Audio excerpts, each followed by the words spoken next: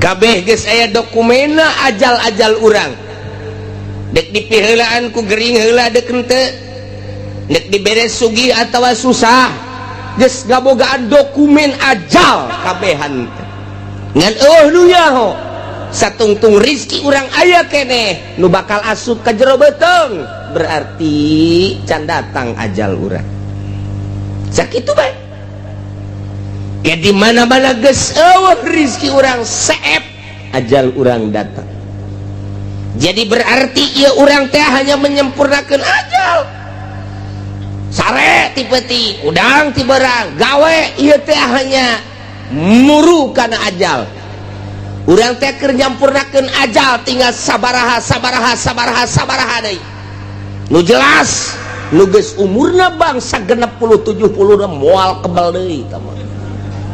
dijamin moal bae geus. Allahumma ya rafi'an darajat Allahumma ya rafi'an darajat Allah merka hiji cek kamari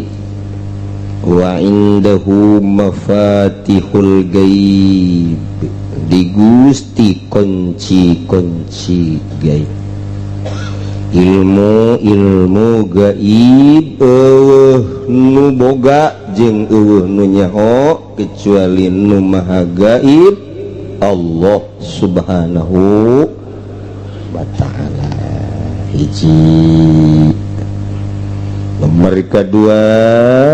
wa huwal ladzi yatawaffakum billail Allah anu ngaheeskeun ka urang ti peuting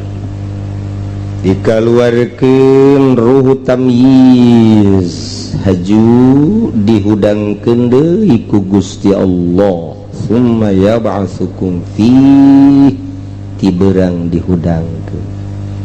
urang digawe wa ya'lamu ma jarahtum Allah nyahun kana naon nu ku urang dipiak hirup urang sare hudang gawe sare hudang gare sare hudang gawe kitu bae datang ka ira liyuqbo ajalum musamma datang ka aja kabeh geus aya dokumena ajal-ajal urang dek dipihelaan ku gering heula dek henteu dek diberes sugih atawa susah geus gabogaan dokumen ajal kabehan ngan nu nyaho satungtung rizki urang aya keneh nu bakal asup ka jero beuteng berarti can datang ajal urang sakitu bae ya di mana-mana geus eueuh rizki urang seep ajal urang datang jadi berarti ieu urang teh hanya menyempurnakeun ajal sare ti peuting udang ti beurang gawe ieu teh hanya muru kana ajal urang teh keur nyampurnakeun ajal tinggal sabaraha deui nu jelas nu geus umurna bangsa 60-70 moal kebal deui tamah dijamin moal bae geus nu mantak teu layak aki-aki kudu ngabonceng si embak bloon tamah aki-aki teh nyaho ka kuburan tamah si aki-aki nurug cupu tamah budak pantes aki-aki kudu nonton TV keneh bae teu pantas geus deukeut jasa ka ajal nyana ge sok ngomong babaturan mah geus paraeh kabeh tinggal kula doang nyana geus ngomong kos kitu tah kos kituna mah sadar tapi nyana teu sadar mun nyana ngalobakeun maksiat keneh bae boloon tah aki-aki tuh masih aki-aki make HP mah boga opat keneh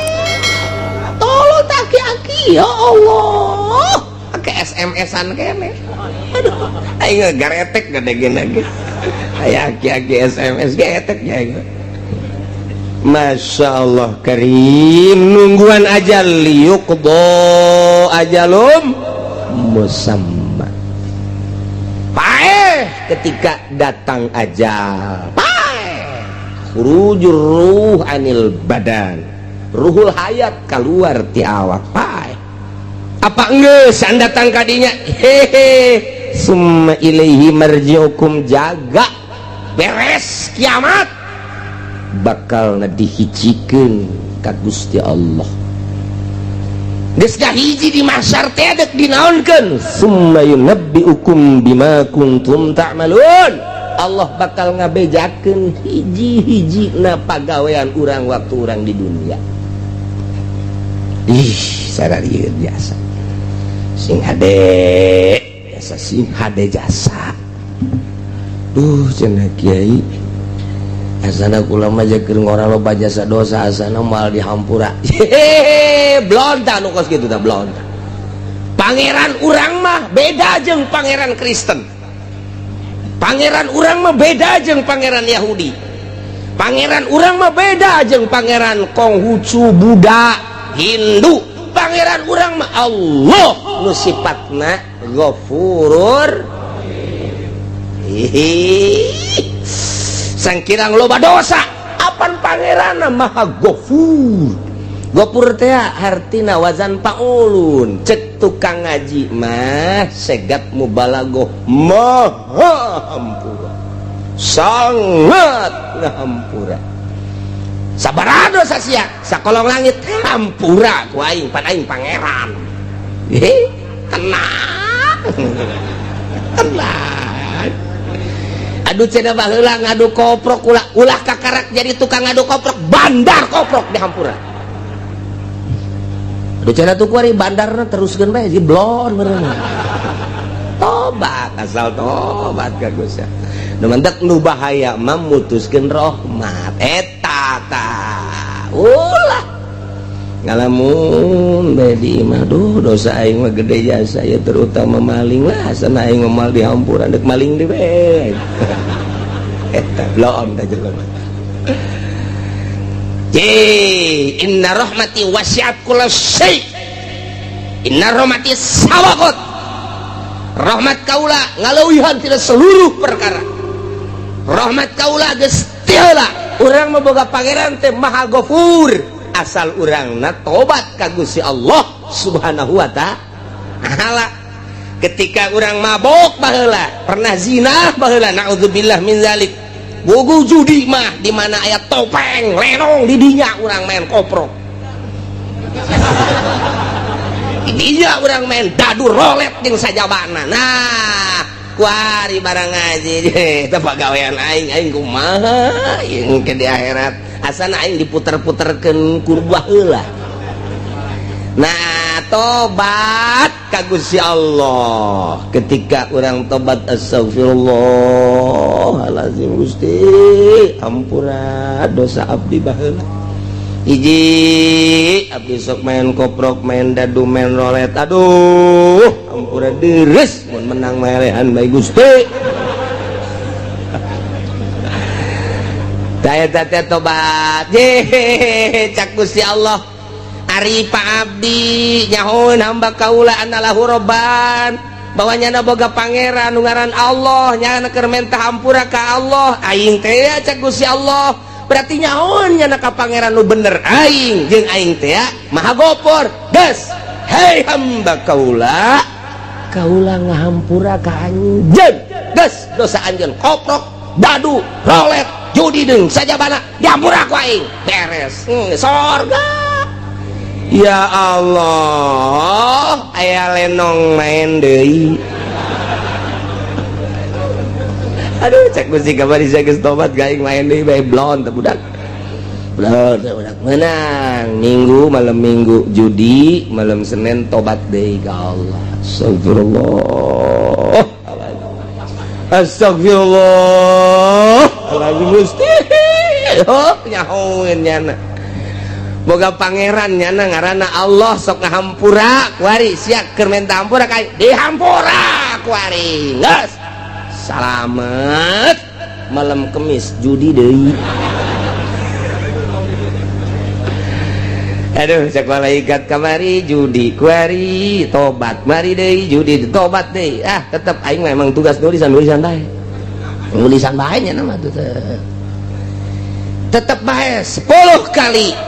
maksiat 10 kali tobat dihampura bae Gusti Allah mah 100 kali maksiat 100 kali tobat dihampura bae ku Gusti Allah mah beda jeung ka urang boga salah kaki jahit main hampura dihampura kau ulah deui nya 2 kali nyeun sia kabari nyeun salah kuari salah deui bae hampura deui kudu mah hampura geus awas tah nista maja tinggal hiji deui sia awas ya geus maja sia ieu kadituna tinggal ka mana eta tas maja aduh barang geus nyieun salah deui ka 3 kali gas endet sia angkat kaki sia di imah aing boro-boro ka batur ka anake indit sia di imah aing tak ada ampun bagimu wah haram gas aing teh hayang ngadenge jeung teh neuleus sia gurat batu datang ka detik ya endet sia eueuh hampura urang mah kos kitu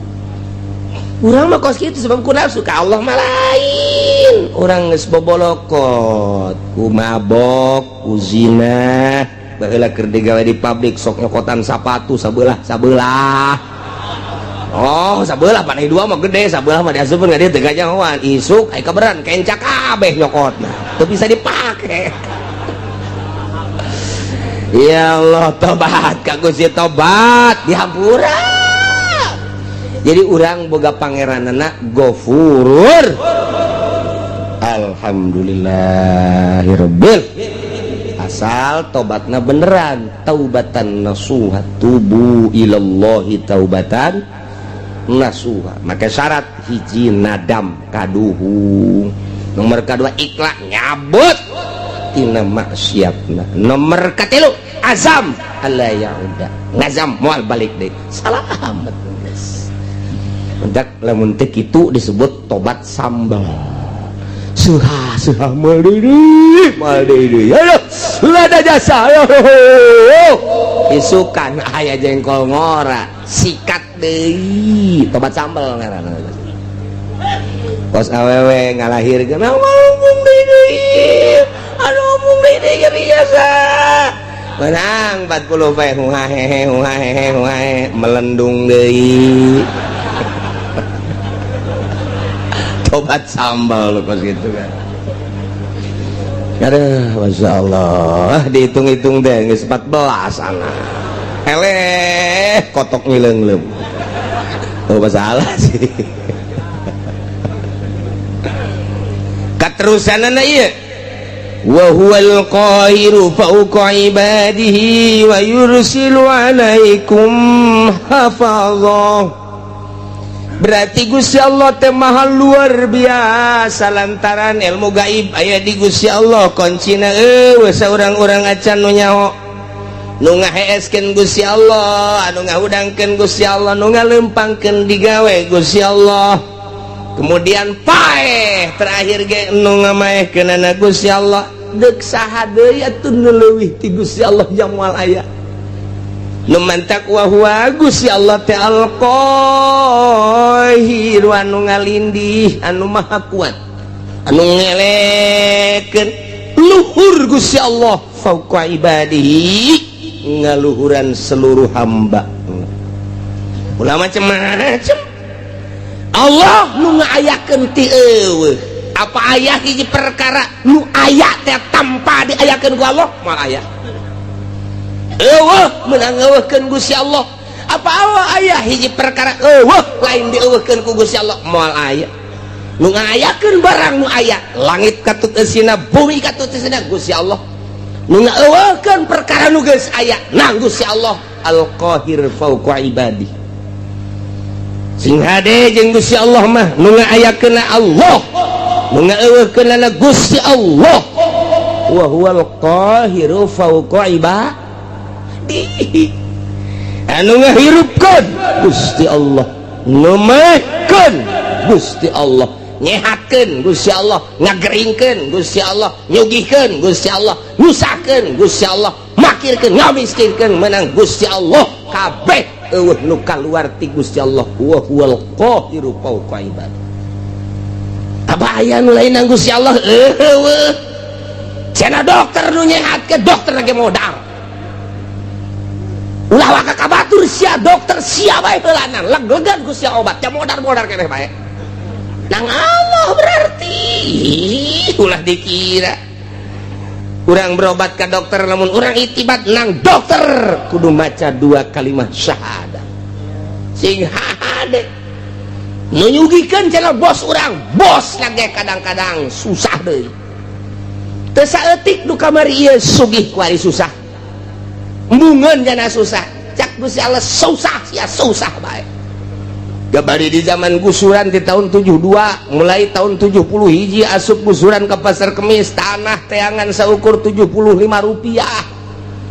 murah jasa jelema ngajara ruang boh meuli simking meuli ponik sepeda teh wah luar biasa tahun sakitu tah kulantaran atuh abah kula mah henteu gusuran atuh kula mah makena henteu ponik henteu simking makena mobil mau sepeda nu gede teh bae nu gede teh kadang-kadang mah berat ku sepeda moal mawa sepeda aing geus eta wah kabelah dieuna wah mari motor belah dieuna makin naik harga tanah meuli mobil oi belah dieuna pisan di tahun 80 ka dieu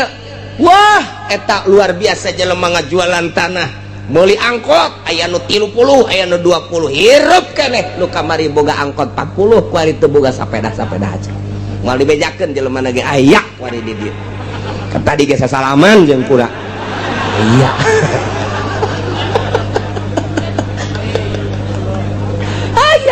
ya Allah lalakon harta si gade daekeun jeung hayangeun nya teh eta teh kada teu kuawa susah sia kamari sogih sia turunan Muhdi Bupati Muhdi luar biasa raja di Kabupaten Tangerang moal aya 2 Bupati Muhdi wawasan kahareupna luar biasa sehingga tanunyeun jembatan Cisadane kemudian di belah dinya teh aya terminal sisi jembatan di dinya aya terminal eta hasil pamuhdi kula keur sakola SD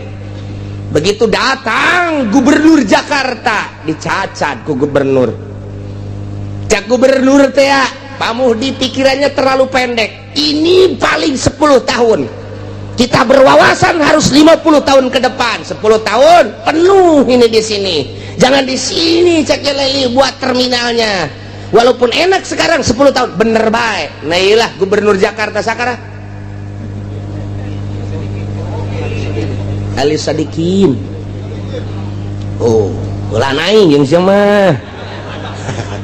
Ali Sadikin is wawasan luas oh bener tapi di alam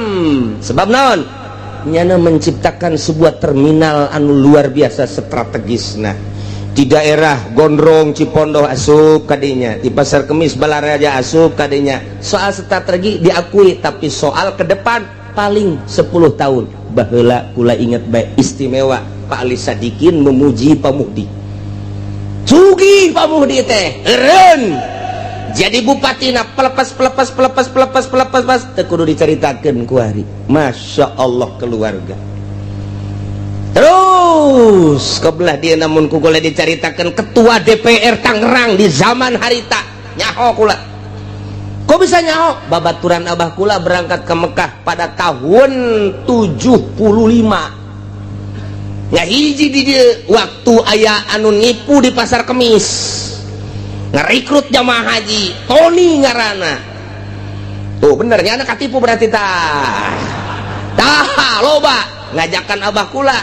terus supaya kanyana dipapageun make sedan kula ge milu sagala teu lah cak abah teh moal kadinya lain dirarasaan sabaraha puluh manusia nu katipu ku Pak Tony per detik ieu teu puguh tarangna teu puguh bujurna ka abah kula jeung urang Tangerang jeung ketua DPR nyana nu milu ka dieu sugih jasa kanyahoan sugihna angkot Tangerang Kalideres Cengkareng nu nyana kabeh di samping nyana jadi ketua DPR moal dibejakeun ngaranna sebab bari geus tarusah aya incuna ku nu ngaji ka dieu seuri bae nyana bener nya salaman tadi ge salaman aya incu si eta naik angkot kuari mah baheula boga angkot kuari naik angkot keur carita harta sugih jasa pat susah jasa kuari nang saha eta nang Allah wa huwal qahiru fauqa ibadi Soeharto 32 tahun ngajabat luar biasa. Hartaku jadi korup. Wah, luar biasa. Nu ngadaharna lainnya na rugi amat. Menang hese beleke hasil korupsinya na di sidang tetap dihareupeun Allah di Rabbul Jalil. Nu ngadahar nu ngalebok lainnya na rugi henteu. Otak pikir tah. Nyana nu di sidang, anak nu ngeuna. Anak mah bakal di sidang deui bae sarua bae. Namun perjalananna teu beres, rugi amat. Jang pemikiran urang jijah heuh nya aing anu kitu neangan kunaon batur anu menikmati deres mun teu disiksa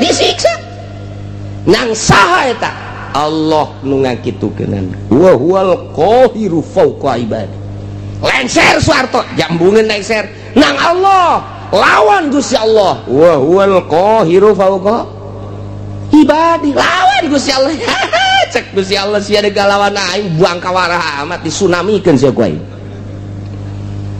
Di Denmark nyaci maki Kangjeng Nabi Muhammad, di Amerika nyaci maki Kangjeng Nabi Muhammad, demo di unggal negara teu dilingseuh ku negara ku pimpinan negara masing-masing dek keluar ti Indonesia teu meunang di berbagai negara dek demo teu bisa tinggal ngadoa ka Gusti Allah Kangjeng Nabi nu Gusti Allah abdi nu Gusti Allah nyeri mah nyeri bae tapi apa daya ieu Gusti abdi mah nyanggakeun ka Gusti dibere angin badai Amerika. Wah luar biasa parem kerugiannya 590 triliun dolar. Ji udah dikira macam-macam ku ari teu loba omong Muhammadan teu loba omong gua teu neko-neko lawan sia Gusti Allah wa huwal qahiru fawqa ibadi lawan Gusti Allah. Aing mah dicaci maki ge ku sia ja tetep iman ka Kangjeng Nabi Muhammad caci ku sia maki ku sia aing mah ja moal robah iman ka Gusti Allah geus diserahkeun ka Gusti Allah unggal peuting nyanggakeun ka Gusti meureun lain urang Indonesia bae di Irak di Iran di berbagai negara Gusti nyanggakeun ka Gusti teu puguh teu kaaruh badai di Amerika ndeu kumaha deui lawan Gusti Allah wa huwal qahiru fawqa ibadi di batak sing hade ya di Indonesia gaya kuari ya pemerintah ngelawan Al-Quranul Karim dele tungtung nu sarugi teu daek ngazakat cak Gusti Allah titipan aing siana nu aing hartana ge nu aing ngan ku aing keur coba sia dibere teu daek sia ngazakat awas sia cak Gusti Allah aing teh wa huwal qahiru fawqa moal kebal deui disetrukeun sia ku aing bener bae menyon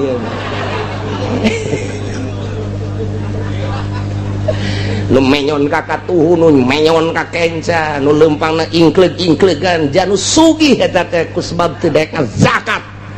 rasakeun sia Allah ma wa huwal qahiru fawqa ibadi wali Allah ma asal geus teu daya teu upaya geus gado ajang bangsa jeung umatnya ngakeun ka Gusti jadeg ngalawan kumaha tuh dek ngalawan kumaha bejana asal ngalawan rantai jeung teu puguh pamimpin namun puguh pamimpin mah siap sadajan rantai ge pamimpin ieu teh anu endek arah jujur jeung adil doa bae ka Gusti ngadoana ngan teu meunang menta azab teu meunang ngadoana ya Allah ya Rabbi tunjukkeun pemimpin nagara abdi Gusti janu Gusti tunjukkeun gubernur, tunjukkeun bupati, tunjukkeun camat, tunjukkeun Gusti lurah nu mantap. Aya bae ta lurah teh anu kamari bang kawarah per poe ieu. Jadi bener loba. Eta mah tang Gusti Allah dibulak-balik. Peuting nang Gusti Allah, beurang nang Gusti Allah. Hujan nang Gusti Allah, panas nang Gusti Allah. Urang hirup nang Gusti Allah, isu pageto paeh nang Gusti Allah. Aya di luar naon kitu ngaranna kakawasaan jeung iradat Gusti Allah moal aya wa huwal qahiru fawqa ibadi lawan Gusti Allah mentak lamun geus diasupkeun ayat ieu ka jero boga naon atuh urang kasep dijadikeun kabanggan goblok cak Gusti Allah sia dibere kasep lain pake sujud ka aing dipake bobogohan jeung gerang Karawang boloon sia dibopengkeun sia ku aing sia bopeng wal qahiru fawqa ibadi dibere geulis lain pakai sujud ka Gusti Allah endahan pakai di layar kaca, di layar perak, layar emas. Ye, bolon ta budak, dileukeun ku aing sia moal kebal deui keriput ngadadak. Wa huwal qahiru fauqa ibadi, lawan Gusti Allah. Ya Allah ya Rabbi. Contoh nu sugih jadi susah, lain setik. Nu gagah jadi lemah, lain setik. Nang saha nang Gusti Allah. Nu turun tina jabatanana langsung nang Gusti Allah. Kitu kene nu susah jadi sugih, nu lemah jadi kuat, anu rakyat jadi pejabat ngabuadeg ku ari mah nang Gusti Allah. Wa huwal qahiru fauqa ibadi. Itu daya tuh upaya orang mah aya nang ngayakeun Gusti Allah. Hiji perkara nu aya di luar pengadaan Gusti Allah. Nang Gusti Allah moal aya hiji perkara lain nang ngeuweuhkeun Gusti Allah moal aya. Atuh berarti aya jeung eueuh nang Gusti Allah, hirup jeung paeh nang Gusti Allah. Ieu lawan ta. Wa huwal qahiru fauqa ibadi. Asupkeun ka jero hate urang, pelakeun tanamkeun Gusti. Atuh abdi mah teu aya nanaonan mata nu ku abdi dinikmati nu Gusti. Waya dicokot mah dicokot bae engke bahkan rabun-rabun. Ceuli nu pake ngadengekeun sagala kanikmatan suara-suara nu Gusti supaya mah ditorekeun ku Gusti nanaonan. Contoh tatangga abdi geus teu neuleug geus teu ngadenge. Dicabut ku Gusti meureun isu page mah abdi Gusti. Nu Gusti seserahan urang ka Gusti nyerahkeun sadaya-daya. Irung bisa pakai hirup udara nage nu Gusti anu ku urang dihisep kajero keluar kajero oksigen alam ti Gusti sing ade teh ketika kurang dihirup aya dirinya teh nur ilahi jadi makrifat. Ketika kurang dihirup kadinya aya teh pipanyakiteun jadi darah tinggi. Hirup kurang jadi virus dan lain sebagainya. Itu ya orang menang Gusti. Wa huwal qahiru fauqa ibadi sing ade dihalangan ku dokter make masker teu meunang aya penyakit asup nu pangheulana kena penyakit nu make masker. Ji atuh geus ku kitu bae to ti Gusti Allah sakadar suruat sarehat mah. Yehe horegana lamun geus cak Gusti kitu bae geus teu bisa ngan memeh datang ka hakikat eta urang dikudukeun bersyariat tetep kudu bersyariat. Aing mah diuk bae dahar teh dahar ge kumaha Gusti geus datang encan sia kadinya geus datang encan lamun kayakinan sia geus datang kadinya bakal bener tapi lamun sakadar ngadenge surah encan kayakinan mah bisa payah kalaparan sia. Ulah tetep bae sapoe geus nu mere dahar mah nginum ji aing jadi kos kieu ya geus jadi kunang-kunang poa pae geus kurang keyakinan sebab naon sia keyakinan ka Allah na melalui naon coba heula mentak teh mah kudu ditungtun ku guru thariqah untuk mencapai hakikat lantaran make contoh-contoh kapan ji keyakinan teh aya ilmu yakin aya ainul yakin aya hakul yakin. Lamun urang geus datang ka hakul yakin dicontohan ku cak-cak teu kudu hese Imam Syafi'i mah dina hikam nya mah nyonton make cak-cak urusan rizki teh kumaha cak-cak cicing bae iber henteu ka mamana henteu nu datang dahareunana ka nyana atuh nanaonan tareungit datang ka nyana coba jeung panyakit eta reungit nyanana cicing bae cak kunaon tuh reungit ka dinya caplok pan eta dahareun nu datang ngaranna dahareun tah mun urang geus boga kayakinan model cak-cak meunang cicing bae urang geus lamun aya kiai cicing bae kiai cak-cak.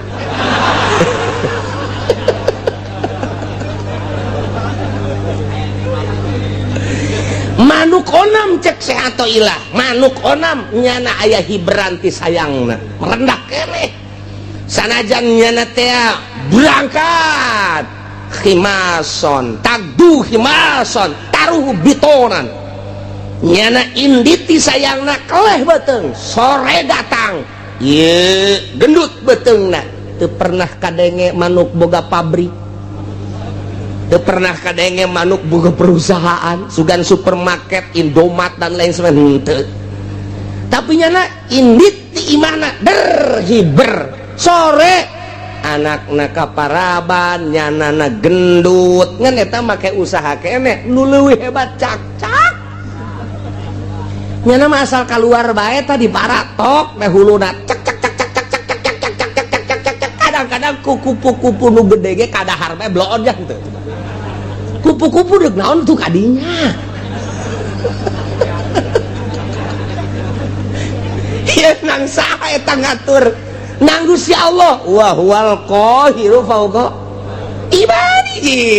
gua rendut eta cak-cak pohara jasa lempang teu daun henteu dahareun udah ratangna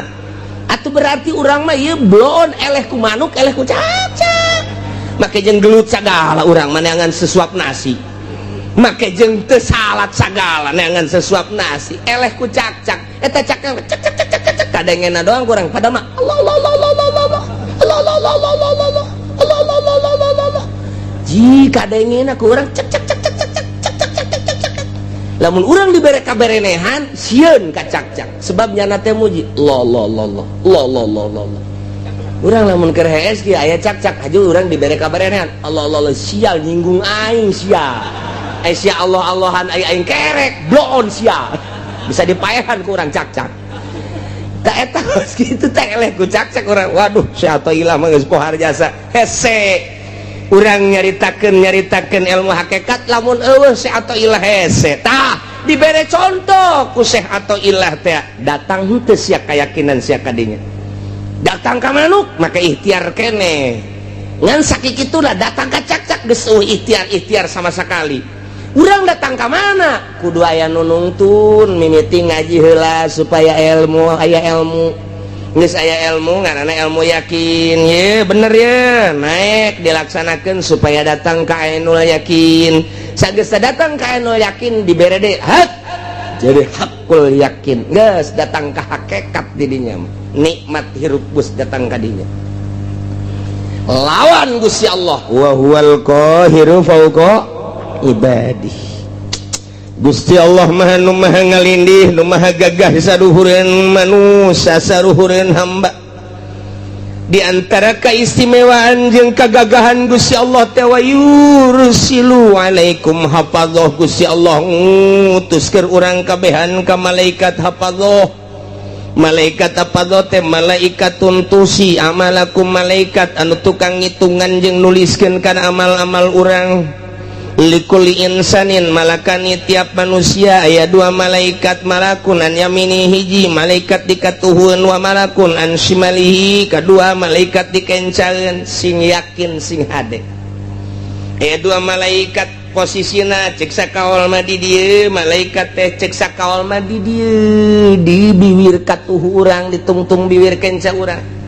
cek sakaol mah nyana teh dipundakeun urang eta mangan sakadar caritaan-caritaan beuki ka jero nu jelas aya dua malaikat yakinkeun deuk di mana bae posisina hiji katuhu nu hiji dikenca nu belah katuhu teh ieu nyana tukang nyatetan anu bararagus faida amilah hasanatan katabaha sahibul yamin di mana orang berlaku baik ditulis ku malaikat nu aya dikatuhun urang salat urang puasa urang zakat urang ngaji urang sedekah anu kanyahoan amal urang mah kanyahoan kabeh ke ku malaikat moal aya anu kaliwat kecuali nu aya di kalbu urang malaikat ge teu nyahoeun pokona mancak di dieuna ge pancak di dieuna tah malaikatun tusi amalakum pagawean berarti pagawean zahir dicatat kabeh jang diangsongkeun engke ka Gusti Allah do bakal ditimbang teh ya catatan amal urang engke bakal timbang catatan amal urangna ngajedog di dinya di mana-mana beramal goreng wa idza amila sayatan qala sahibul yamin li sahibis shimal di mana-mana urang sebagai manusia ngalaksanakeun kagorengan cek malaikat buka tuhu bebe jaka malaikat anu kenca isbir ulah waka dicatet heulana ulah waka cek malaikat tu kenca pannyana ieu geus maksiat heula la'allahu yatubu minha sugan bae nyana tobat geus ulah waka dicatet karunya engke di akhiratna masyaallah wah rajas Ketika beramal bagus langsung catat, tapi ketika beramal goreng, malaikat nu katuhungan nasihatan, ismir ulah ka jatuh, ulah ka cak nu kencep dia geus beramal gorengnya na keula lalahu ya tubuh boting tobat ke abeh ulah aya catetanana. Oh geus tunggu aya Ki Haji ngebonceng Simba cak anu katuh ulah ka catet ulah ka sabar heula nan sabar. Oh tebot beres balik Ki Haji seserian mantap jasa. Terus sabar apa ya sampai ting sampai ting nyana teh masih seserian kan we kakarak cak nu kencak mah ya catet atuh geus ku situ mah catet. Tapi lamun berangnya ngabonceng Simba ngabonceng Lampung putih gede adat penting latas kisah Gusti aduh renganan eta lain mah rom Gusti haram nyana nyekelan kacang keng abdi aju ku abdi direm susuna karasa katonggong aduh eta jahenya gede cenjekna susuna sotobat Gusti ka Gusti moal deui tuh teu dicatet kumaha teh cenah cak nu kencat geus tobat geus coba boleh catet. Lamun datang ka isuk deui nya teh eta datang ka perlakuan nya datang ka ngalakukeun can tobat ya catat Masya Allah karim mendak sing ada dua malaikat nah iyalah wa yursilu alaikum hafazah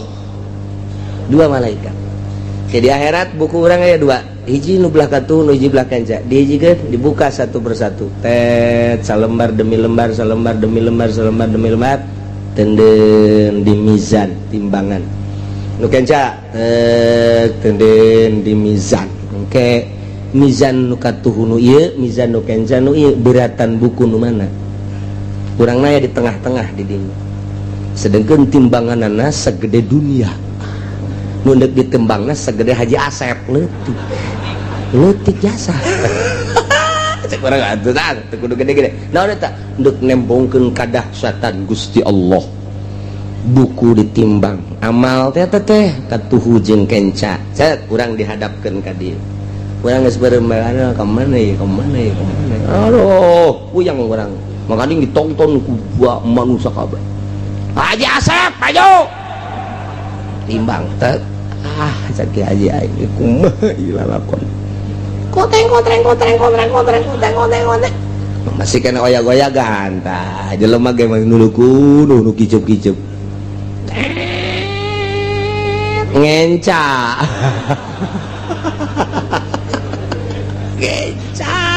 ngenca aduh cek malaikat ji ngenca ieu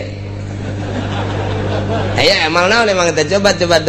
amal naon itu numpang dahsyat-dahsyatna aduh iya sok ngaboncengan Simba SMS-an teu katobatan nu jelas mah Allah nurunkeun Rasul supaya umat ulah sasar. Kangjeng Nabi Musa saat Firaun jadi raja sadunya turunkeun Kangjeng Nabi Musa supaya pangeran teh anu ngadamel langit bumi nu ngahirupan nu mangamotan hari sekian Allah dakwah Kangjeng Nabi Musa bere kitab Taurat teu percaya Yahudi teh lah sababaraha gerintil lu percaya ka Kangjeng Nabi Musa alaihis nyaritakeun Kangjeng Nabi Musa sabada kula bakal aya Kangjeng Nabi Isa alaihissalam percaya ka Kangjeng Nabi Isa ciri-ciri Kangjeng Nabi Isa dijelaskan dina kitab Taurat jol Kangjeng Nabi Isa hampir dibunuh Kangjeng Nabi Isa ku umat Masya Allah karim Injil kitabna di Injil dijelaskan engke bakal aya ngaran Nabi terakhir ismuhu Muhammad ngarana Kangjeng Nabi mah ciri-cirina ti mimiti pangambungna cepilna socana bingirna senaon gitu waosna kulitna kabeh gedeg pangadeg ka rambutna dan lain sebab bahasa-bahasana geus aya dina kitab Injil masyaallah yati mim ba'dismu Ahmad dijelaskeun dina kitab Injil wajib iman ka dia jol Kangjeng Nabi Abu Jahal teh tukang maca Injil, Abu Sufyan teh tukang maca Injil, Abu Lahab teh tokoh Mekah tukang maca Injil. Aya dina kitab Injilna nyana nyahoon bahwa Muhammad teh asli teh aya dina Injilna, kulantaran takabur nyana teh iman ka Kangjeng Nabi. Dia kuari lamun urang ngadengikeun Barnabas tu asli. Berita di Amerika kan sa gereja asup Islam kabeh. Aya seorang pastor maca Barnabas asli. Begitu dibaca kunyana ja asli ya Muhammad manabi Rasul. Imanlah pastor. Nyana dakwah ke umat di gereja eta asup Islam sa gereja. Tangkap ku Amerika datang ka kuari can di keluarga. Amun maca nu asli. Urang kuari ka Yogyakarta jalan-jalan ke Universitas UGM. Didinya ayah di perpustakaan Injil asli dikunci rapih tuh menang dibaca. Ketika orang hayang maca sababaraha orang Kristen hayang maca, oh birokrasi dah kudu kadia ayalah nu pernah dimenangkan gitu ge dibeat. Hati-hati, lembaran ini tidak boleh dibaca, ditutup kunyana dikancing tak lewat dibaca kunyana Barnabas asli. Kulantaran panasaran nu dikancing teh dibuka kunyana ternyata urayan titah iman ka Kangjeng Nabi. Matak teu meunang ku ari dibaca sembarangan. Di Maroko mahasiswa hayang sababaraha kali usul ka dosenna ketika dibere Barnabas asli teu meunang. Ieu mah ditutup tah nu ieu mah. Lembaran asli lantaran eta mah Injil asli. Ketika nyana panasaran dibuka ternyata nitah iman ka Muhammad, imannya na, dakwahnya na hampir dibunuh. Mun maca Injil nu asli ayalah perintah iman ka Kangjeng Nabi. Tapi tetep bae geus kitu penyalahgunaan. Injil nu kuari berkeliaran mata mah Injil tahrif, robah. Perjanjian lama, perjanjian baru dirobah punyana tina perjanjian lama ke perjanjian baru dirobah nu lain kitu sabenerna mah. Tetep bae isi nama nuhankeun ka Allah, mangerankeun ka Allah, nganabikeun ka Kangjeng Nabi Isa. Lain pangeran Kangjeng Nabi Isa mah. Kita iman ka Kangjeng Nabi urang, Kangjeng Nabi Muhammad sallallahu alaihi wasallam. Gas, Kangjeng Nabi Isa. Di akhir aya Kangjeng Nabi terakhir, Kangjeng Nabi urang. Kitabna Al-Qur'anul Karim. Kangjeng Nabi tos teu aya, dilanjut ku para sahabat. Sahabat tos teu aya, dilanjut ku para tabiin. Nu mantap hadis Kangjeng Nabi teh supaya rapi. Ayah seorang manusia Imam Bukhari ngarana nyana ngalalakon ti Afghanistan langsung ke Turki, ke Mekah, ke Madinah, ke Turki, ke Yaman ngasal ngadenge ayah sahabat anu boga hadis kunyana disamperkeun. Di Mekah, di Madinah langsung terus ke Yaman, langsung terus ke Baghdad, ke Yordania, terus bae ka muana asal kadenge ayah sahabat beusi boga hadis catat kunyana. Teh pohara amat. Meureunanan geus gerahkeun tanagana, hartana, kekuatanna, pikiranana. Zaman harita kan lain zaman kendaraan babari hese melalui kendaraan onta kuda paling ge. Kitu keneh ti nagara ka nagara melalui laut kapal lagi tongkang masalah. Tapi keuletan Imam Bukhari terangkumlah sekian ribu hadis surtil kunyana. Rawi hadis ieu kieu di sampingnya nyaritakeun hadis, neangan hadis jelema nu nyaritakeun hadisna kunyana ditanya. Saha ngaran waktu ieu kumaha narima hadisna teh? Keur kumaha jeung kumaha? Loba nu akur hadis eta katarima ku ieu, katarima ku ieu, katarima ke saat mana nyaritakeunana Imam Bukhari luar biasa. Jang naon eta maksudna? Supaya jelas di Imam Bukhari ieu ucapan Kangjeng Nabi anu sahih, ieu ucapan Kangjeng Nabi anu dhaif, ieu ucapan Kangjeng mantak aya bae mustalah hadis, aya hadis mu'an'an, aya hadis mu'dhal, aya hadis sahih, aya hadis dhaif, aya hadis kitu naon kitu berbagai-bagai. Iyalah mustalah hadis supaya besi lain ucapan Kangjeng Nabi disangka ucapan Kangjeng Nabi. Besi ucapan Kangjeng Nabi di lain-lain geus jelas. Ya Bukhari ya Muslim cek Imam Muslim ulah keluar ti dia. Nah urang kuari geus geunaheun jasa Imam Bukhari mah pohar sakitu hebat ta Imam Bukhari balik nya ka Afghanistan diseret ku umatna, diseret lantaran nyana teh mung nyaritakeun Quran hadis tetap Quran godin mempertahankan eta doang. di samping mempertahankan eta mempertahankan sababaraha hukum nu dirobah ku raja saat eta nyada teu nuturkeun pemerintah diseret dina kuda Imam Bukhari coba masya Allah batu ieu non sirahna teh ngadu jeung batu dak dikduk beres diseret maksudna nabi dibunuh terus leuleus Imam Bukhari tapi tetap Imam Bukhari di bulan ieu masih ngajar keneh bae ngajar hadis teu lila maot iyalah Imam Bukhari dimakamkeun di Afghanistan nu mantak datang ka kuari urang Afgan kekuatan jihadna luar biasa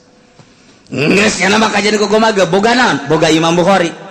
iyalah panutan kami paeh diseret jihad fisabilillah kami hayang bareng jeung Imam Bukhari dunia ieu nanaonan nu penting di akhirat ngahiji jeung bendera Imam Bukhari di negara kami aya Imam Bukhari kami dek nuturkeun eta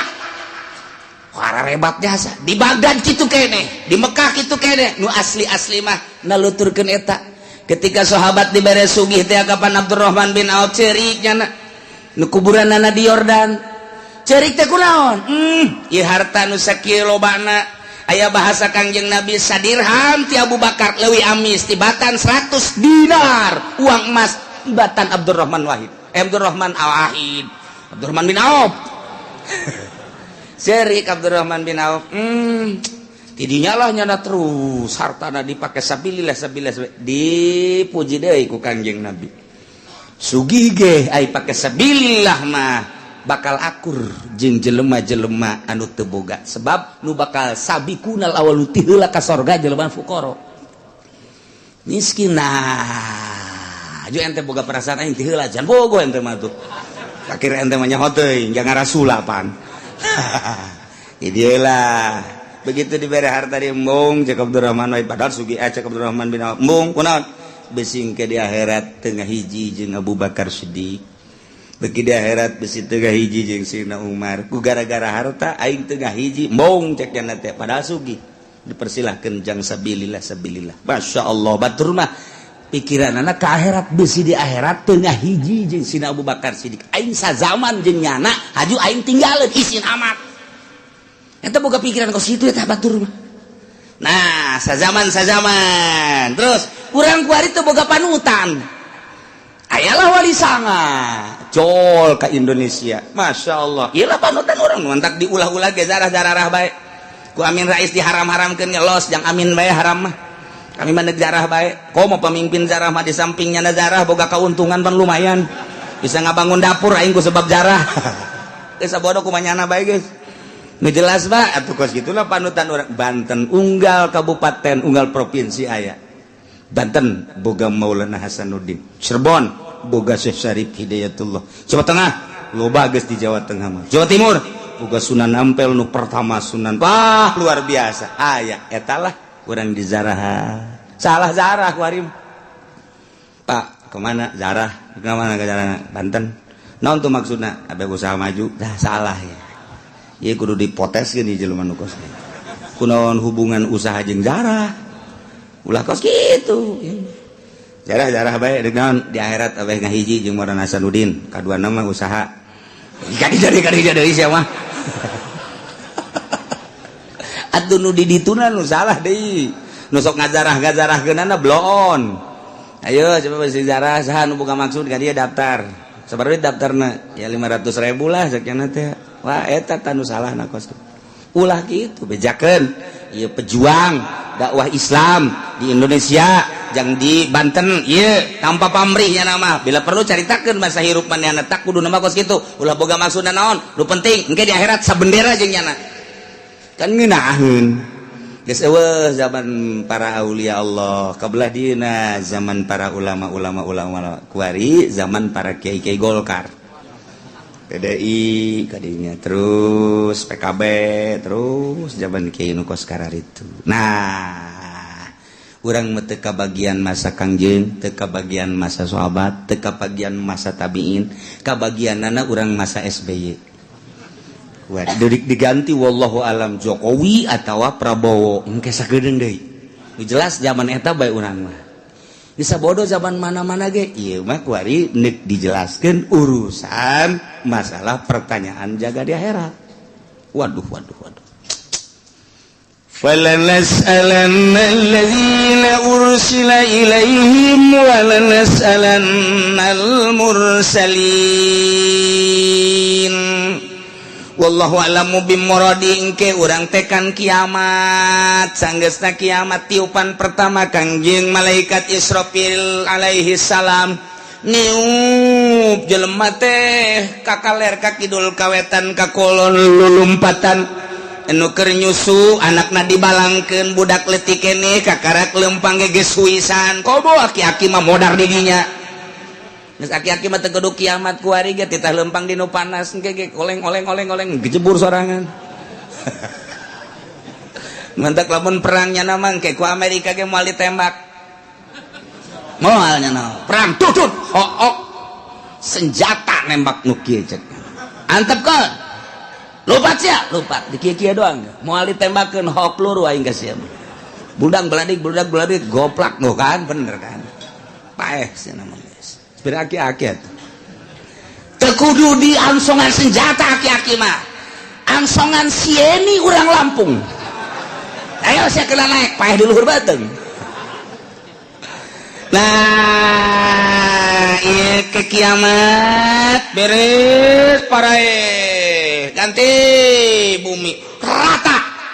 gunung Masya Allah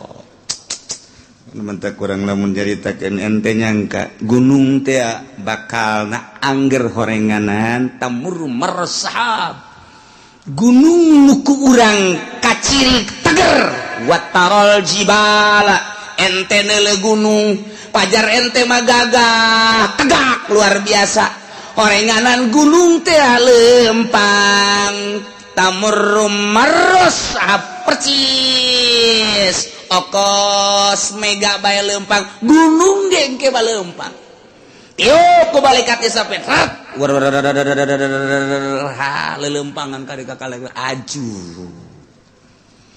wataral jibala qamidah disangka gunung teh teger kuat horenganan tamur maros sahab leeh nana gunung sakitu tegerna leeh kok masih Juned aju ganti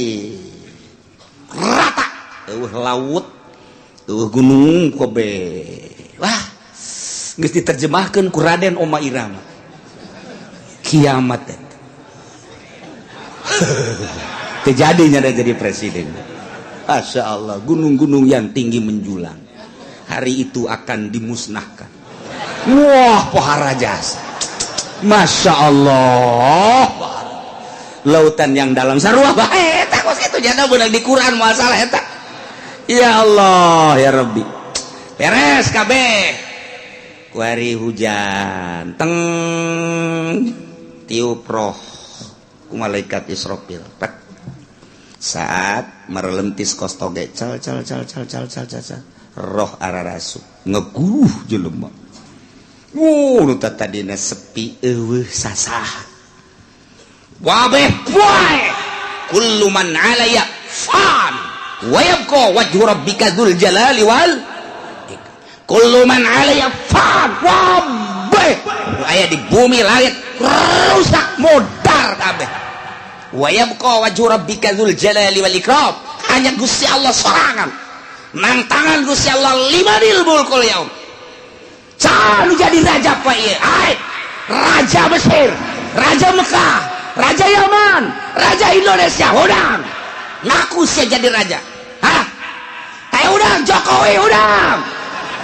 Prabowo udang cak Prabowo hirup kene mah can nyaho bawa jadi henteu itu bayar turun geus coba Soekarno udah kayak diudang ke Pak Harto udah Gus Dur saya kan dilengserkan cek Gus Dur ya saya emang gak ada tanggung jawab bukan dilengserkan kalau saya lanjut baru saya tanggung jawab untung saya dilengserkan ya udah cek malaikat Israfil tenang Dur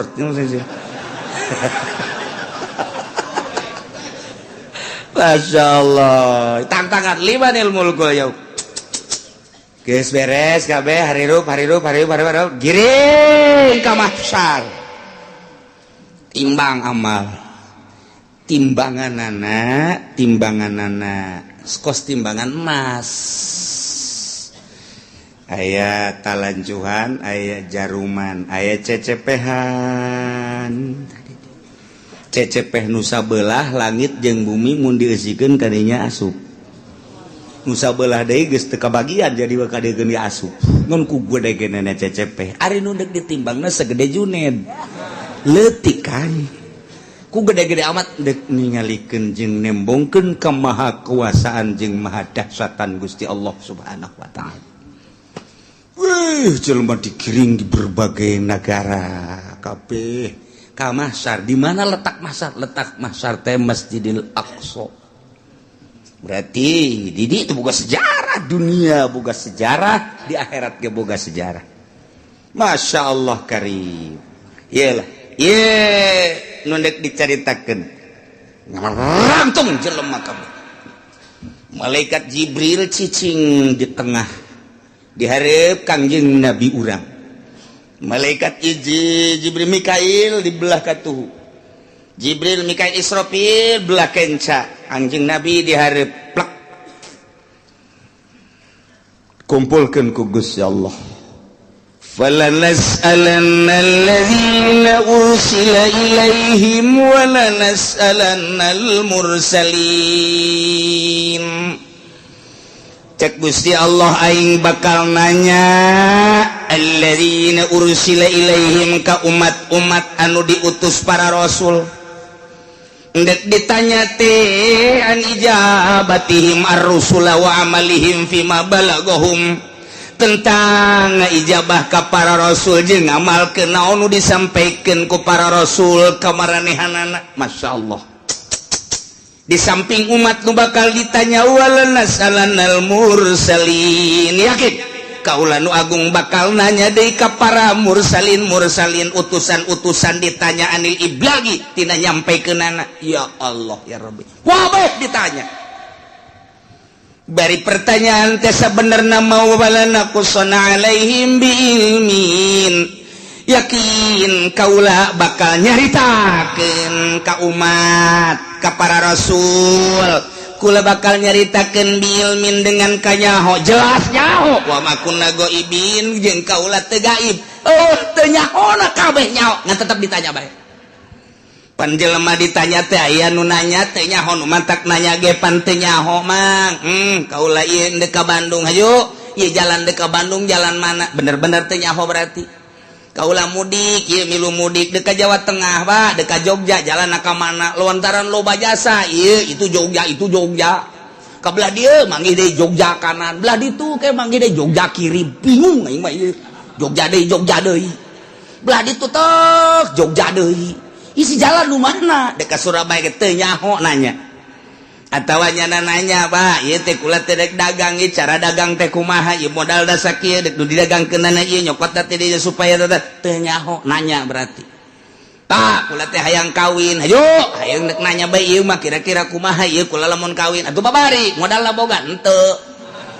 ulah bakal hayang kawin sia teu boga modal mah nanya teh teu nyaho biasana nanya teu nyaho. Aya jelema nu nanya ngan aing mah sabenerna mah nyaho ngan nanya so teh aing mah ngetes bae sia teh nyahoeun tante padahal mah nyaho ye kos ka budak tanya cek 2 jeung 2 sabaraha geus nyahoeun nu nanya nama ngan ieu dites 2 jeung 2 cak bapak tolol sia kudu ngabalikeun deui ka aing 2 jeung 2 sabaraha cak bapak wah budak blon nih budak mun cak bapak 4 kula 4 mun cak bapak 5 kula 5 ku bacak bapak bae nyaho ye nu nanya nama guru ka murid nyaho nu mantak nanya teh dites berarti nah aya deui nanya teh ngajejeleh boga anak minta duit dibere tah 1 juta yo meunang saminggu minta deui teh jang anu bere deui minta deui dibere deui geus kalima kali ka dieu sia cicing sia dinya dieu hai aing geus sabaraha kali mere duit ka sia bego teu meunang tah anak atuh hitung bae ku bapak ditikem sia ku bapak goblok atuh nyahoeun bapak ge geus mere duit sabaraha kali ngah sudah deuk dipake naon tah duit ieu sia dinya pertama siap kuaing minta dibere, kedua dibere, aju minta deh dibere, tah inek nanya kasih agak sabar kali aing abah ya bere duit kasih ya, teu meunang teu hitung bah, teu meunang jalain kos gitu teman, maksudnya nyarekan, aing lan sakali mere duit kasih ya tapi kusia teu digunakeun eta duit tuh tolol teh si otak pasang atuh, minta deh si mah gawe na minta malulu. Nyarekanan teman nanya tapi nyarekan go wadi bah ya mah boga duit ajo minta duit separit ya mentana mio separit dah mio sia dibanding mio tapi pakai kusianya nu bener tah belikan kusia lamun kredit jeung cash lain deui bah hargana lamun kredit sabaraha barakara kredit ngomong sia lain sari bahkan hese dek beli cash deh di akhir zaman mah kredit bermodel Yahudi teh geus kos karar itu bae. Nah, belikeun menang meureunanan setengah bulan bah. Ang belikeun motor deui motor naon? Motor Mio. Anu itu ke mana? Aya mah aya bah. Ngan ieu kebutuhan aya deui bah. Bere deui. Ja aya ieu bapana ge. Duit mah eueuh bapana mah aya. Aya tah. Bere deui. Bere deui 3 kali. Budak motor kamarananya dibeli kecilnya kebutuhan barang ditanyakan ternyata dijual. Oh adek abah sabara kali belikan motor kasih ya hah sabara kali pada teman nanya nyaun jangan umang belikan lagi abah mana kayak nanya dek nyarekan nah iya ge sarua ye Allah teh dek nanya ka umat atuh teh kudu ditanya ku Gusti Allah jaulurkeun nyahoeun. Ya Allah mah pangeran. Urang turun ka alam dunia Allah nyahoeun, kuari hirup dihirupan ku Allah, Allah Maha Uninga. Kemudian urang kuari ayeuna dibaya pagawean dagang berpolitik atuh Allah mah Maha Uninga. Kapae-pae urang mah teu nyaho ira bakal pae Allah bageus nyahoeun. Kumaha ditanya tuh urang ku Gusti Allah, nanya da deuk nyarekan ka urang. Nah, ieu sia bakal ditanya ku Gusti Allah. Temenang kia, sia ku aing pan dihirupan. Nah, iya sia harita teh hirup. Kemudian pagawean sia waktu hirup naon bae cak Gusti padahal Allah nyaho. Cak urang teh atuh coba bae Gusti ka nyahona tumpahkeun ka dieu. Wah, dikerekem sia ku Gusti Allah. Teu menang kos kitu nyanggakeun sadaya-daya Gusti. Pagawean Gusti Maha Uninga. Nah, ieu bakal ditanya urang. Kabeh ditanya. Urang sebagai makhluk ditanya, Kangjeng Nabi lagi ditanya sarua bae. Urang ditanya tentang naon? Tentang an ijabatihim ar-rusul wa amalihim fima balaghum. Urang teh ngaijabah ka Kangjeng Nabi. Narima kana ka Kangjeng Nabi syariatna jeung ngamalkeun datang ka mana? Ditanya. Zaman Kangjeng, zaman sahabat, zaman tabi'in, zaman para wali, kuari. Junaid maju. Enggak. Zaman saya hirup beye aing mah lain nanya raja lain kiai sia nu nyampaikeun amanah para rasul nu nyampaikeun nu tabligh nyampaikeun amanah rasul saha zaman sia abdi harita teh kitu mui abdi harita di kecamatan mah kitu Kiturmudi naiknya ke kabupaten naik dinya ke provinsi pernah nyampaikan ai dibayar nyampaikan ai henteu mana muina mana mui panggil muina ih kuari nyana ngeungeunahana mui nagara sia saha harita mui abdi aya orang kronjo panggil iya nu formal nu formal dipanggil eta mah geus teu bareres tah mah lantarannya nama ngomong aya dibayar teu ngomong teu dibayar teu ngomong dibere daek ngomong boga jabatan teu boga jabatan teu daek ngomong ieu mah anu berkeliaran bae sa nah aya digigir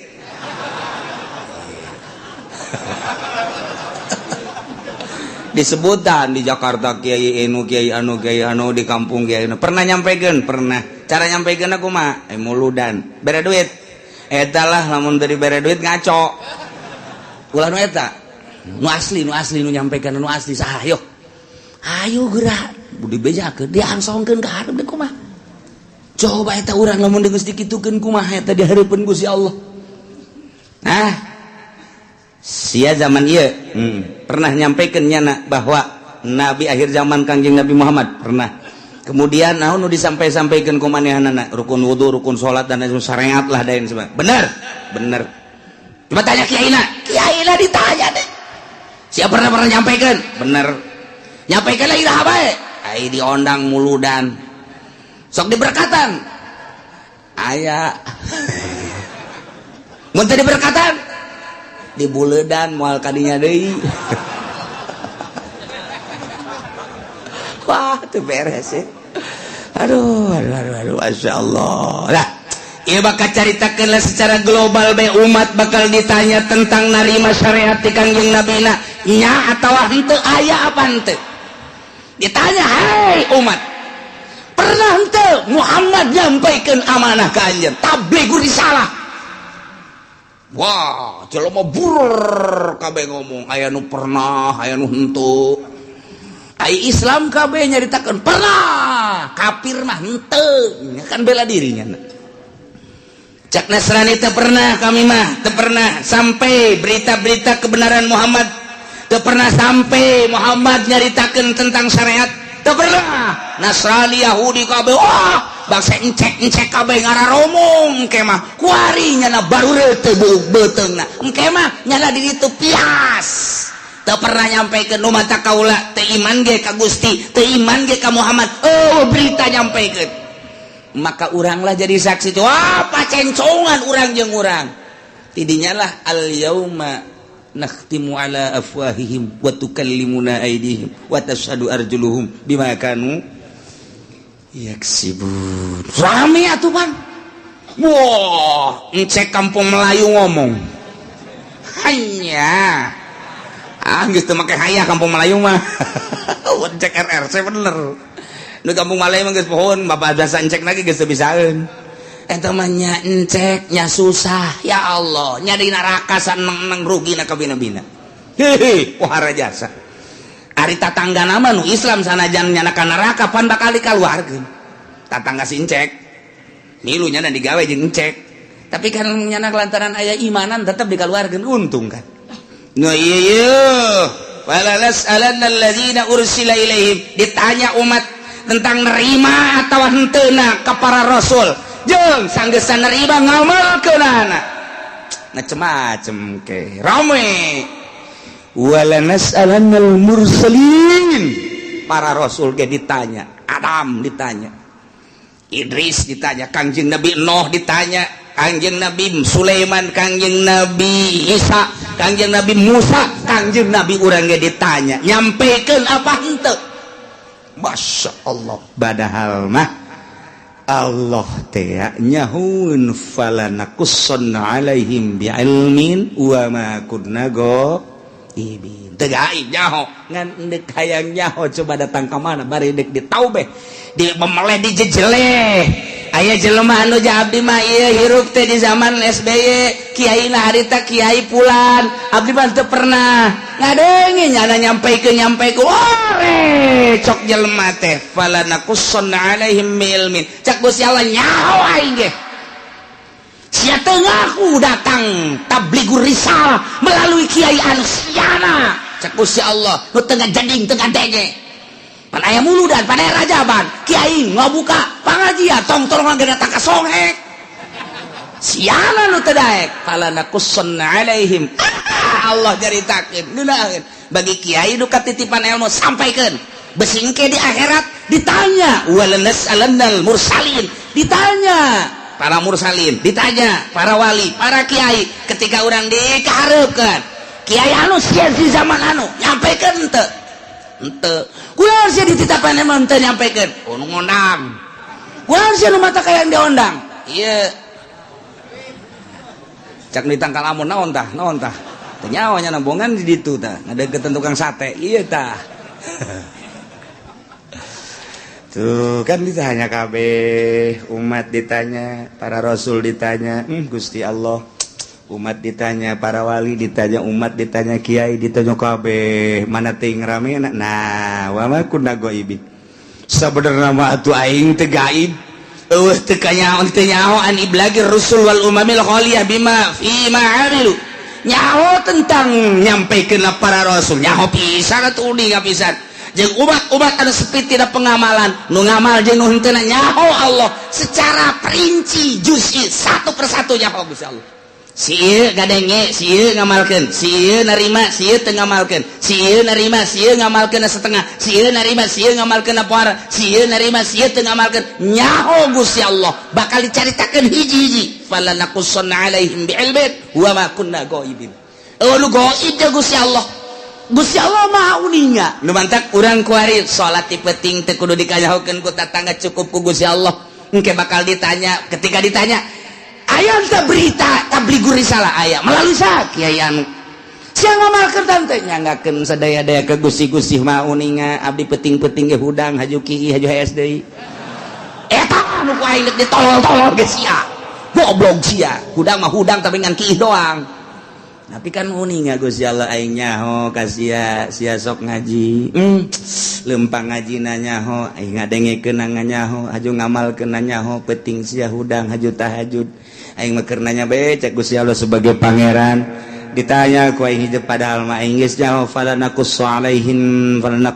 alaihim bi'ilmin wa ma kunna ghaibin. Nu gaib jang aing mah aing nyaho ka sia narima ti kiai anu kemudian sia ngamalkeun. Geus ka belah dieu. Sia zaman sasya abdi bareng jeung si itu hirupna pernah sia ngadege urang teh kiai pernah ngamalkeun Gusti maha uninga teu kaburu Gusti. Naon bae kasibukan sia abdi di pabrik Gusti. Mana babaturan sia anu di pabrik aya tuh itu sia ke di pabrik sia eta neangan duit jang kitu napakah pamajikan dengan keluarga sia sempet salat abdi mah minggu ngaji lamun teu keur gawe. Emang aya nu minggu gawe aya abdi mah ieu teh ai naon kitu ngaranna kesempatan salat mah salat tah bareng sa pabrik sia pan sia mah salat sia henteu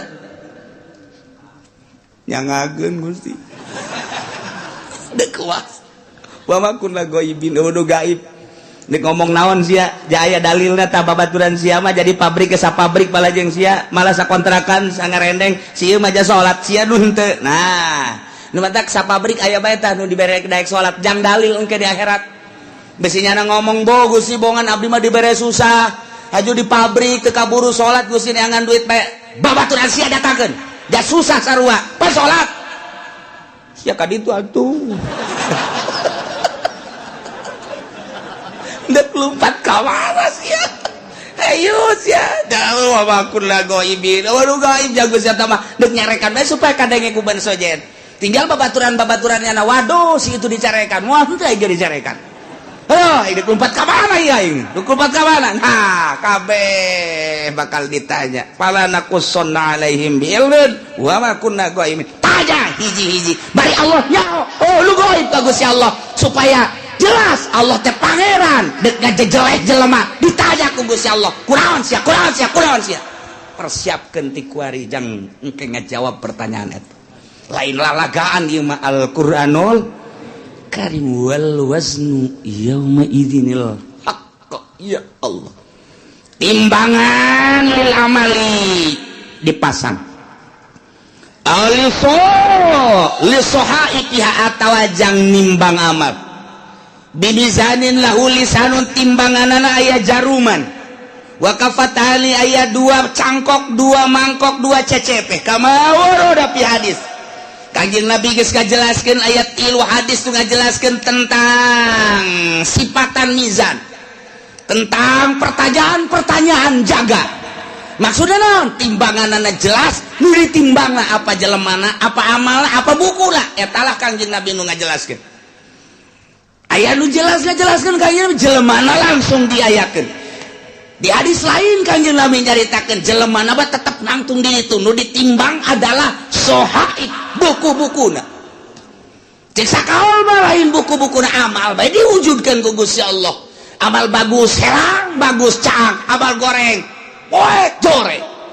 nu jelas bandeku kumaha ge ima urangna wa ima bukuna wa ima amala pan nu jelas apa tetep bae ditimbang-timbang keneh ieu ayatna wal waznu yauma idzin al haq timbangan nyata timbangan nu bener yauma idzin harita bakal dipasangkeun jangan sing hade faman saqulat mawazinuhu faulaika humul muflihun sahaja lemah nu ditimbang berat amal hadena faulaika humul muflihun bahagia wa man khaffat jelema anu hampang mawazinuhu kahadeanana berat ku kagorenganana faulaika alladzina khasiru anfusahum jelema etalah anu ngarugikeun dirina waktu di dunia bohong teu daek beramal bitaswiriha ilan nar ku sebab dijongklokeun ka neraka bima kanu bi ayatina yazlimun ku sebab maranehanana ngazolimkeun teu percaya ka ayat-ayat Allah subhanahu wa ta'ala nu ngantak urang mah alhamdulillahirabbil jauh masa urang ka Kangjeng Nabi tapi urang iman ka Kangjeng Nabi Muhammad sallallahu alaihi wasallam jauh jeung Kangjeng Nabi tapi urang ngalaksanakeun syariatna dibabaca ku urang sifat wajib di Kangjeng Nabi di para rasul teh opat urang diantarana kabeleteran kuari tah di dieu bakal ditambah ditimbang saurang-saurang malaikat Jibril di dieu Mikail di dieu Israfil di dieu Kangjeng Nabi di dieu cek sakaol Kangjeng Nabi ngajelaskeun timbangan hade nu gede jurusan sorga timbangan nu goreng ieu neraka asal ditimbang let ka dieu ka kenca belah dieu geus tinggal ngagejebur ka neraka asal ditimbang leketai ka belah dieu geus sorga tinggal berangkat ka sorga bae ya Allah ya Rabbi kuari urang teh cek sakaol Kangjeng Nabi ngajelaskeun timbangan teh timbangan qada wal adli ieu timbangan teh timbangan papasten jeung keadilan nu mantap kuari urang timbang diri urang kuari kurang kudu timbang kajujuran jeung keadilan urang geus datang ka mana urang nuturkeun Kangjeng Nabi geus datang ka mana ngalaksanakeun syariat Kangjeng Nabi ketika ditimbang kurang bera rasa aing lamun ditimbang berat mana ye ti mata bae mata ye lobaan dipake neuleuh Quran apa lobaan dipake neuleuh TV kurang bae timbang kuari ye qada wal adli kuari cek Kangjeng Nabi timbang maneh merenung ceuli lobaan pake ngadengekeun musik apa lobaan pake ngadengekeun urayan-urayan hayo coba hayu apa lobaan ngadengekeun anu hasud ka urang anu ngomongkeun ka urang apa lobaan make ngadengekeun Al-Qur'an hadis kalam ulama timbang ku urang sorangan bari merenung kieu urang timbang ku sorangan bae hayo geura leungeun lobaan pake nyekelan naon ieu leungeun ayo sia leungeun apa nu teas-teas apa nu hipu-hipu sia leungeun timbang ku sorangan urang komo nu geus kolot mah maningan ge beureum mah molotot pegahan engkos kol bode we kieu tinggal nyi hajina heuy mana eta mata kosong amat teu kosong teu naon ngalang layung kitu teh tu dirinya bae lanang eta molotot kitu keur ngarenung ngaji tadi cak kiai aing ieu geus asa di akhirat bae ya hajilah teu percaya karena kuari bae kalau ngomong gitu atuh si aing bener ku sia dikitu-kitu dekeran tuh iya keur ngalamun aing di akhirat teh cak kiai ge timbang cenah amal hampura aing haji ya tukul ge hampura tah geus rada deres sakitu mah kula deui beureun hampura sok nyerekan ka Pak Haji tenan atuh hampura aing geus dihampura jasa mun aing kawin deui tah pakarak dek bener ge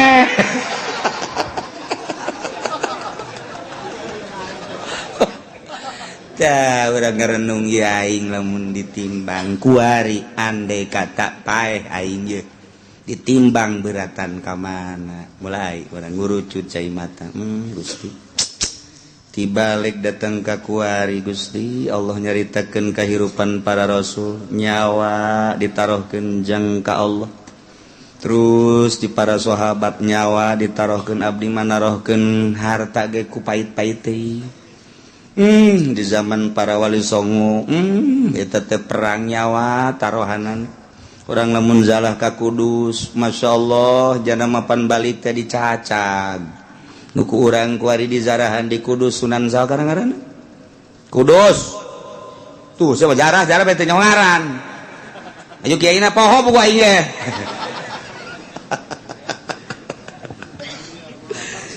tuh eta pannya nama perang Sunan Kudus mah perang balik tepan dibawa teh tinggal nyawa balancak sakawal bapan potong ieu na ge nu kurang di zarahan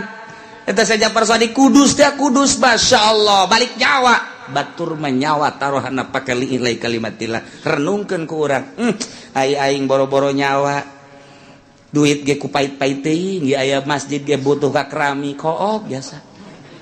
bisa babara kali mah haji jamang haji mah atuh jajan mah aya atuh ieu keramik ieu keramik nu sajen heula ke kurang karak aing hayo lah nu sajen heulanan bisi teu kabagian beramal nu sajen eta ngomong hebat casapan ayo urang babarengan heulanan nu sajen bae geus beres gaji ieu mah geus beres keramik alhamdulillah tuh biasa gaji neraka tah mah kuduna ge nu sugih mah lain kitu haji ieu keramikna kumaha ya saha anu geus siap keramik batalkeun geus Pak Haji duit loba di bank anak geus dingaranan ari Pak Haji na aing mah teu boga duit sial teh Ki Haji tolol emang nu sugih mah kos kitu bloon batur bae dikesek-kesekeun tah hayang urang mah hayang ngadenge tuh geus kitu manganu sekian meter geus aya sabaraha eta aya 20-an mah bejakeun ka manganu lain teu butuh gitunya dia mah ku Pak Haji bae kabeh sapira 500 meter lah sabaraha kebon 500 meter geus tuh jual ke tetangga habak beres oh bener lah Ki Haji dasar pelit-pelit bae tah ngeunaheun urang ngadengena bejakeun gas dulu sadaya hampura ieu mah dek ditarima bae nu 1 meter 2 meter ngan ke dialihkeun ka nu sajen sebab ieu keramik ditangkes ku Pak Haji anu oh maksudna abeh teu kesel deui cek jada teh ieu mah duitna aya naon teh geus alhamdulillah atuh nu kami mah geus kanaonkeun bae kan ngeunaheun teh mun aya di lembur lu kos itu gimana henteu Pak ayo heula ke kurang aing kurangna 1 meter eta nu dimaksud ku aing aduh ya udah sugih dur-dur pet tu kos kieu tah ialah wal waznu yauma idzinil haqq fa ulaika faman saqulat bawazna Kangjeng Nabi na di dieu maksudna naon eta Kangjeng Nabi di dinya cicing ya Allah ya Rabbi Kangjeng Nabi lain samaneh ketika ditimbang umat Kangjeng teh ti heula pan al awwalun al akhirun umat Kangjeng Nabi teh pandeurina diayakeun pangheulana ditimbangna Kangjeng Nabi di dinya sabelah Kangjeng Nabi cicing di cukang neraka jahanam Masya Allah lain lalagaan Kangjeng Nabi memang kumaha begitu ditimbang teh nu kadeu ku Kangjeng Nabi leket teh ka kenca Kangjeng Nabi nyekelan surat ulkoh ngaranna tek gegera dikerjakeun naon cak dibeu ulah bomong berat antah tarina ka ditu kok jadi ka ditu salam surat leutik mah eusina la ilaha illallah muhammadur rasulullah eusina eta tah la leutik jasa surat asal ketei ka ditu naon teh cak dibeu ulah long geus nu penting salamet bae sada senang jasa urang boga Kangjeng Nabi modal kitu senang mun aya presiden nu kos kitu mantap jasa tah ya Allah ya bahkan sinar sholawat maka deuleu begitu dek ditimbang tak timbang leket teh ka dieu maneh kadeuleu ku kaula cek Kangjeng Nabi ai Tuhan saha ma ahsanaka wajhaka wa ma ahsanaka khalqaka saha ieu kasep amat jeung bager amat ana nabiyuka Muhammad oh ku kaula kadeuleu maneh sok maca sholawat 11 ta salat seeutik jasa cek ya aduh aing 11 baheula isinya diomongkeun di hareupeun jelema cak batu deh 11 doang geus kajeun 11 ge lantaran saya istiqomah geus begitu ditimbang tek teundeunan sholawat ka dieu oh 11 bae kuat ka salamet tas salat 11 nyana nanya heula masana wajhaka kasep amat Tuhan sahajeng tita tadi tutulung bae ana nabiyuka Muhammadun. Oh pohara ieu kacirita nu sok baca sholawat mah ku Kangjeng Nabi kaciri sidar sholawat nah geus disalabat-salabatkeun mantap ku ari ulah-ulah cicingeun geus kolot poe Jumat geus jam 10 ka masjidna ih teu bisa jam 9 mah teangan di dinya tihang jang nyalan deui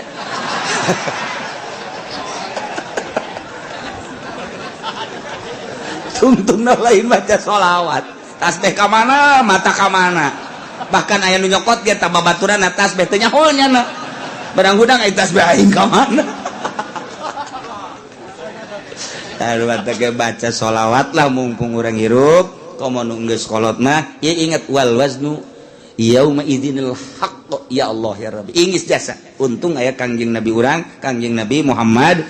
sallallahu alaihi wasallam lantaran kebladianan mah cepet ya cepet limbang cepet jadi Kangjeng Nabi kan latuh kulantaran sorangan limbang cepet lai ka dieu aya anu henteu kabagian sapaat kaburu Kangjeng Nabi na keur munyeuna ka dieu ieu ka dieu dibalangkeun ka ditu kan waduh aing Muhammad bae cek jana aing teu kabagian ya tapi tetap Kangjeng Nabi kadeuleu ku Kangjeng Nabi pas gagolepak ka neraka cekel ku Kangjeng Nabi mantap tulung ka malaikat Jibril salamat ka eta atuh tah geus jore cek eta teh jadi teu lagi main simplong melulu ya aya sholawatan cek Kangjeng Nabi sabaraha sia sok maca sholawat ai muludan cek nya maca tante ente ngadengekeun doang lumayan sakitu ge cek Kangjeng Nabi nya ngadengekeun assalamu alayka zainal anbiya ya assalamu alayka atqal atqiyai nu macana mah santri Kanjeng Kiai aya sia kula mah cenah ngatur-ngatur eta berkat cek aju ngatur-ngatur diaturun teh jang kula heula teh tetep salamet bae pan mah poara eta ngan eta teh ngaguling heula ka neraka tah mah tapi tetep kok gajer rewel Jibril salametkeun Masya Allah Kangjeng Nabi moal aya pang sibuk-sibukna ieu ketika wal wasdu yauma idzinil haq sibuknya sa Kangjeng Nabi geus manu ieu geus manu itu geus manu ieu nu itu geus ulah aya bae umat Kangjeng Nabi nu ngagolepak ka neraka pohara jasa pan mantak teh kuari usul ka Kangjeng Nabi beusi engke kaleupasan teu kadeuleu teu karawel lanjut teu kalekep ka bapak tuh padoh pan geus kalekep apa teu kadeuleu ku Kangjeng Nabi umat aing geus beakeun kan Jibril beak geus aya wae nu teu kalekep bangona mah aya pan kita tadi aing sakieu sibuk cek Kangjeng Nabi ka dieu eta lah aya bae coba tang ya tuh bener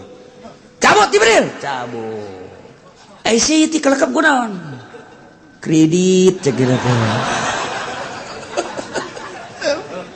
lu batak ketik wari urang lobakeun maca sholawat ka Kangjeng Nabi Muhammad sallallahu alaihi wasallam apalkeun ayat ieu mah ieu jang supaya urang merenung wal waznu ari timbangan yauma idzin nalika dipertanyakeun umat jeung para nabi yakni yaumal kiamah al haqu timbangan nu jelas nu hak nu nyata bakal dipasangkeun urang bakal ditimbang ima urangna langsung wa ima amalna wa ima bukuna nu bakal ditimbang nu jelas deuk mamana ge pasti ditimbang renungkeun ku urang aing mun ditimbang beratan mana haju Kangjeng Nabi neuleuh tah henteu ka aing saat eta